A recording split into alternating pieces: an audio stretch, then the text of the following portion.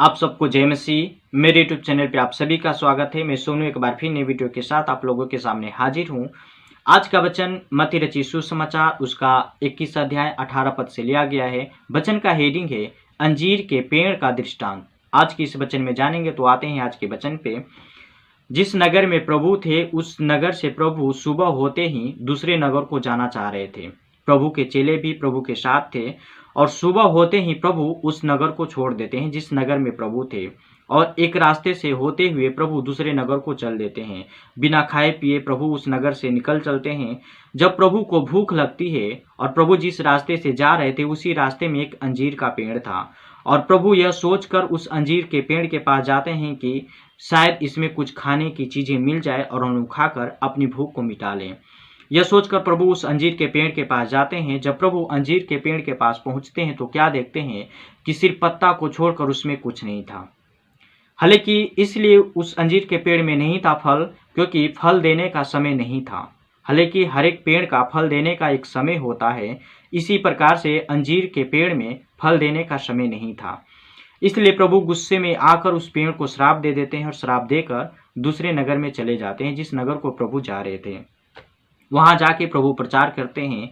दूसरा दिन होता है, सुबह होते ही प्रभु के चेले उसी नगर से उसी रास्ते से टहलते हुए उस अंजीर के पेड़ के पास पहुंचते हैं। जब अंजीर के पेड़ के पास पहुंचे प्रभु के चेले तो क्या देखते हैं कि जिस पेड़ को प्रभु श्राप दिए थे वह पेड़ पूरी जड़ से लेके पत्ते तक सूख चुका है। यह देखकर प्रभु के चेले अचंभा करते हैं। अचंभा करके प्रभु के पास यह बात जाके बताते हैं कि प्रभु जिस पेड़ को आप श्राप दिए थे वह पूरी जड़ से लेके पत्ते तक सूख चुका है। तब प्रभु जब इतना बात अपने चेलों को सुनते हैं, तब सुनकर प्रभु अपने चेलों को कुछ जवाब देते हैं, कुछ बातें बताते हैं। और बातें यह बताते हैं इस प्रकार से। प्रभु ने अपने चेलों को बोले, मैं तुमसे सच कहता हूँ, यदि तुम विश्वास रखो और संदेह न करो तो न केवल यह करोगे जो इस अंजीर के पेड़ से किया गया है, परंतु यदि इस पहाड़ से भी कहोगे उखड़ जा और समुद्र में जा पड़ तो यह हो जाएगा।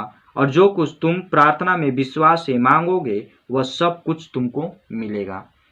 प्रभु ने यहाँ दो बातें बताई। जब प्रभु के चेले जाकर बताए कि अंजीर का पेड़ सूख चुका है, तब प्रभु ने अपने चेलों को उत्तर दिया, न कि तुम यह कर सकते हो कि सिर्फ पेड़ सुखा सकते हो या और कुछ कर सकते हो, बल्कि जो पहाड़ देख रहे हो अगर इस पहाड़ से भी कह दोगे कि यहाँ से उखड़ कर समुद्र में जाके पड़ जा तो वह हो जाएगा।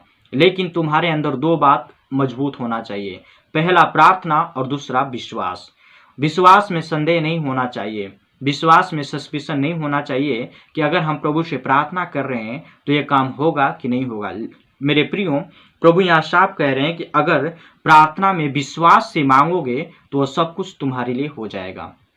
मेरे प्रियो, इस वचन से हम यही सीखते हैं कि हमारे अंदर दो बातें का होना जरूरी है, पहला प्रार्थना और दूसरा विश्वास। अगर हम कुछ प्रभु से मांग रहे हैं तो प्रीति करें, यानी विश्वास करें कि वह हमारे लिए हो जाएगा। तो संभव है परमेश्वर के लिए कि हो जाएगा, क्योंकि प्रभु यीशु मसीह के लिए कुछ भी असंभव नहीं है, उसके लिए सब कुछ संभव है। तो बस आज के लिए इतना ही। मुझे उम्मीद है कि यह वचन आप लोग को समझ में आ गया होगा। फिर मिलेंगे अगले वीडियो में। प्रभु इस वचन से आप सबको आशीष दे। तब तक आप लोग अपना ख्याल रखें। आप सबको जय मसीह।